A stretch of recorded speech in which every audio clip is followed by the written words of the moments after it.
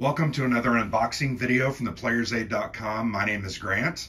Today I'm unboxing Vijayanagara, the Deccan Empires of Medieval India, 1290 to 1398 from GMT Games. This is a very cool game. It is coin-like and also coin-light. This is the first volume in what is called the Irregular Conflict series, volume 1, which is kind of a coin-adjacent series where, you know, there are asymmetric factions, similar mechanics in play, yet there's additional things that didn't necessarily fit the counterinsurgency model. This game does have some counterinsurgency-like things in it. There are 3 factions, which is a very cool thing. So this is a 1 to 3 player game, and it deals with medieval India and the Vijayanagara Empire at that time and efforts to quell the continent and then others to rebel against it.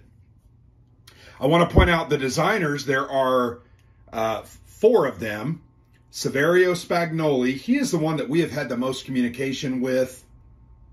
In fact, we met Saverio in September of 23 while we were attending an event at Noble Knight Games in Wisconsin.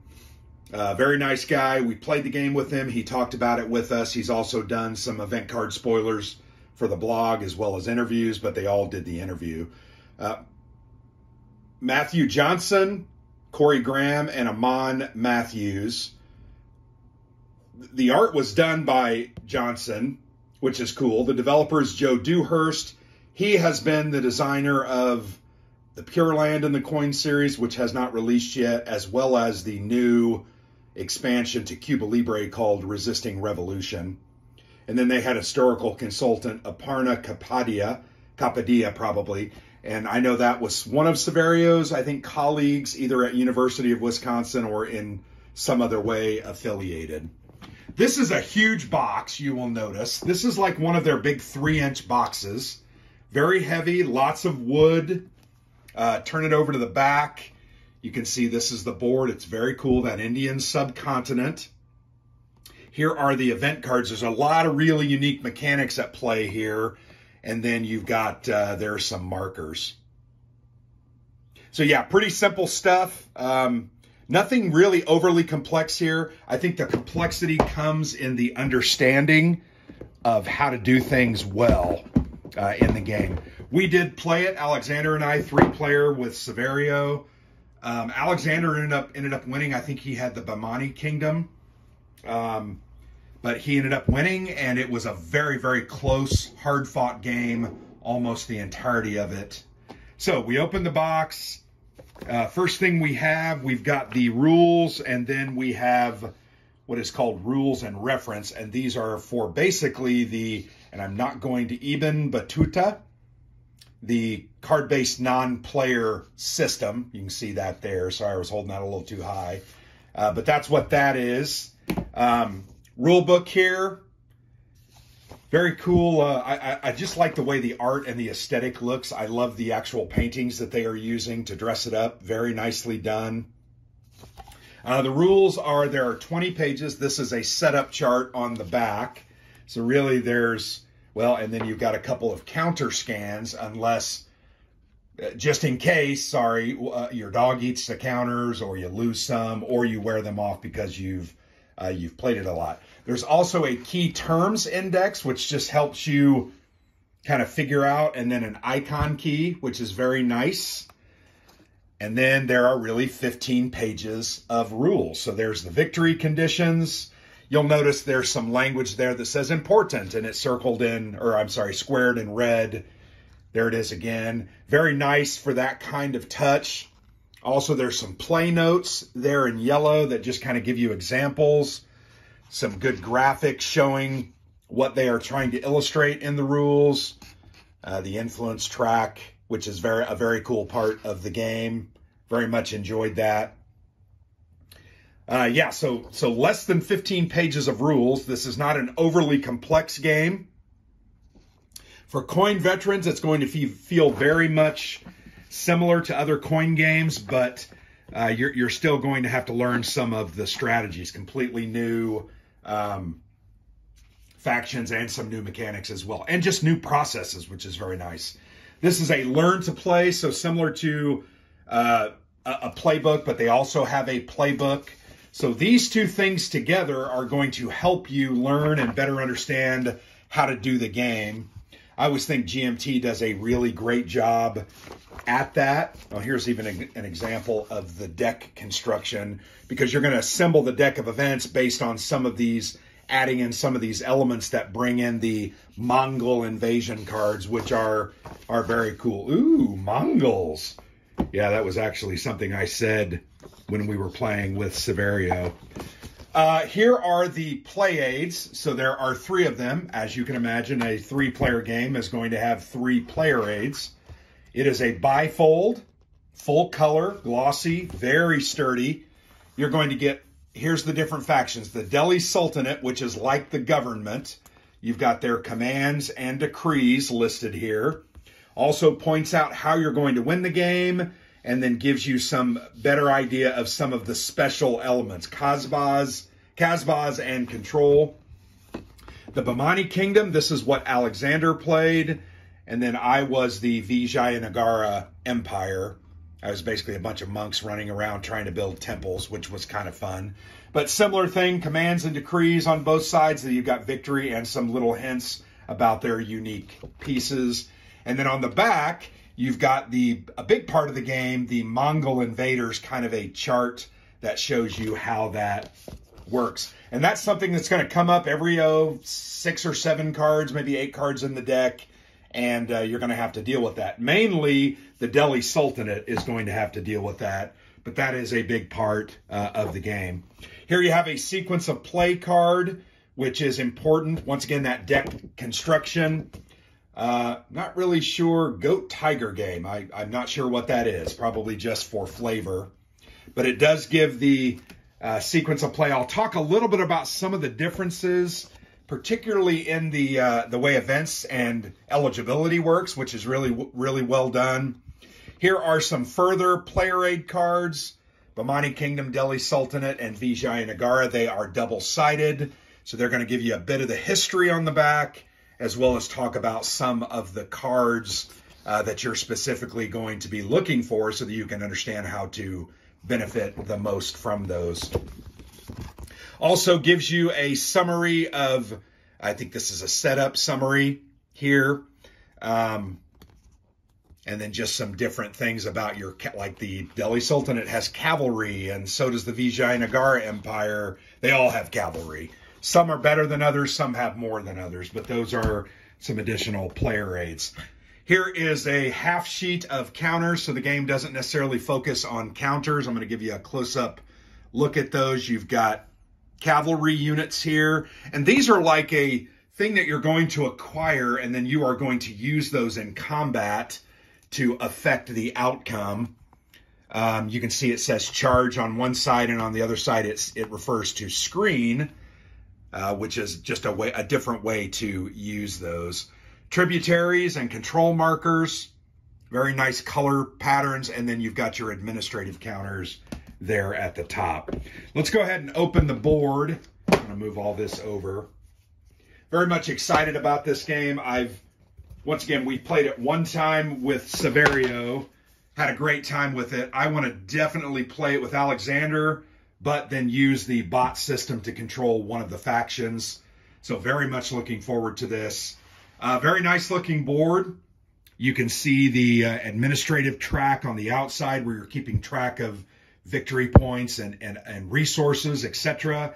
You've got the different areas, very clearly marked. I like how they kind of double lined these borders. So here's Punjab and here's the Rajput Kingdom. So you can see there's a very clear line of demarcation there. You've got mountain passes in the upper left-hand corner of the board. That's where the Mongol invaders are going to come from. Here you'll notice there are the holding boxes, Delhi Sultanate for the units and pieces, Bahmani Kingdom, and Vijayanagara Empire here at the bottom of the board. And then this is that Deccan influence track. You're going to fight and struggle over this between the Bamanis and the Vijayanagaras, moving that up and down, back and forth, and it's ultimately going to unlock units and unlock different things that benefit you. Very, very important part of the game. There is a sequence of play here in the bottom right-hand part of the board. Very helpful. You're going to, well, this is actually where I'll show you here when I get to the pieces, but you're going to put the different markers here, and I'm going to take a command and decree, and then you put yourself there, and then someone else can go, and that's how it's listed. Very nice. You'll see there's different values in these spaces. That's going to affect victory points.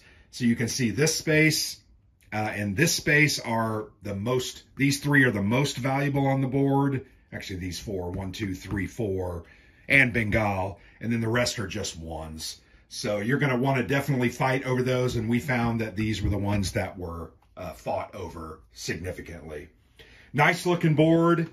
Very sturdy mounted map board, so that one's going to actually stand up very nicely. A whole bag of bits, of wooden bits.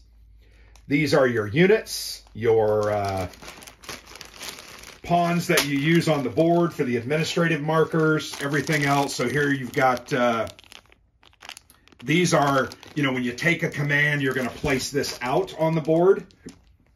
So I'm going to take a command and I'm going to mark, oh, I'm doing it here and I'm doing it here. That way you remember where you did it, and then you put this out when you're doing your follow-up decree, that type of thing.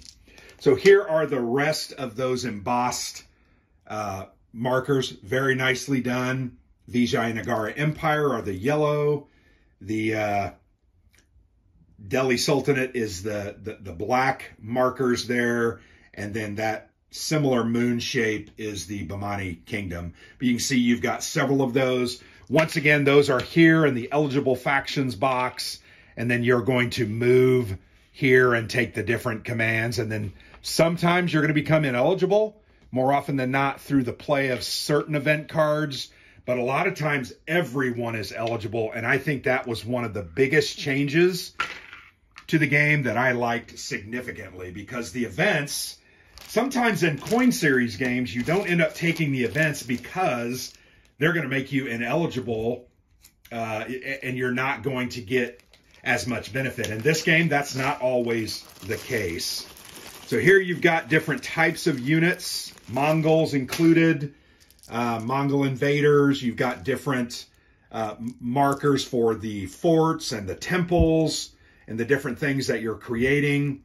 Your units, these are cylindrical units. They can be up or down and marked on the board. There's a whole bunch of wood. In fact, there's a ton of each. And I mentioned those holding boxes. So for instance, you're going to keep those pieces in the Delhi Sultanate up there. But that's all the wood. Very nicely done and produced. It comes with 6 six-siders, 4 red and 2 gold. I'm going to pull those out. Those are really nice looking dice. Love the colors. The only thing that would have made them better would be to have maybe some Indian-centric numbers or something on them, but they definitely look really nice. So here is the packet of cards, and I think those are little, kind of reference cards as well. I'm going to go ahead and try to rip these open. Good, I was successful on that. But yeah, you've got kind of basically 3 little play aids that are going to help you there. That's always good. And then these are I think these are setup cards, if I'm not mistaken, for the different scenarios. And then you've got here, this is the card-based solitaire mode. So that's what those are. That's how you're going to play the solo game. And then these are the event cards. Really, I love the art on the back. They're just really solid, solid graphic design. And then here's just the different events. Very similar to in other coin games, who can go first is listed on these. So if the Bamani Kingdoms is eligible when this comes up, they can do this. Next, followed by Vijayanagara, and then finally the Delhi Sultanate. And you'll notice those change. But But once again, one of the things I thought was very cool is you can take events and they don't always make you ineligible, which in fact, a lot of them remind you, hey, you're still eligible, which is good. There are the Mongol invasion cards, and you can see there's different things that happen. You can gain victory points or gain extra units, always a good thing. And then just more event cards. Really enjoy the art. There is a series, I believe, of 9 of these on our blog where Severio kind of wrote. A New Calculus was one of those. Wrote the historical elements behind the cards, as well as how they are used in the game. But there you have it, and a thing of baggies, a bag of baggies, right, to put all the pieces in. But there you have it, Vijayanagara, the newest, actually the first, the inaugural volume in the Irregular Conflict series from GMT Games. This is the first game in that series, and it's that's pretty cool. Coin series like, so I think coin veterans are going to enjoy the game. I think they're going to have fun with it, but also I think this is going to bring a lot of new players into the genre, and I'm totally okay with that. Anytime we can bring new players into gaming and wargaming, that's a positive thing. So there you have it. I went ahead and kind of heightened the tripod because I wanted to get you a better look at all those components. They're so nice looking. But thanks for watching. I've been Grant from the Player's Aid.